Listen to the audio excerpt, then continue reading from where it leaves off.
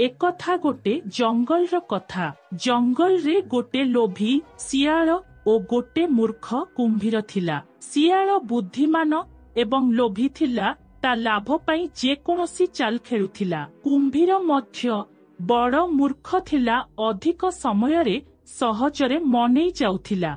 गोटे दिन सियाल मने कला जे किपरि गोटे मास खाइबार व्यवस्था करिबो। से गोटे योजना तैयारी कला। सियाल कुंभीर निकटकू गला ओ कहिला, भाई कुंभीर, मु आजी तोते गोटे सुखाद्य जिनिस देबी, किंतु ता पई तोर एक छोट काम करिबाकू पड़िबो। कुंभीर उत्सुकतारे पचारिला, काहिकी एवं कौन काम करिबाकू पड़िबो। सियाल कहिला, तोर दरकार केवल मते नदीर अस्तरे नहीं जिबा। मु एक सुआद फल देखिछि जहा केवल नदीर अस्तरे मिले। मु ताहा खाई तोते मध्य भाग देबी। कुंभीर विश्वास करिला ओ सियाल को नदीर अस्तरे नहीं गला। जेतेबेले सेमाने जल मध्यरे थिले, सियाल हठात कहिला, तुमे मते जल मध्यरे आनिबा पई ठकिछ।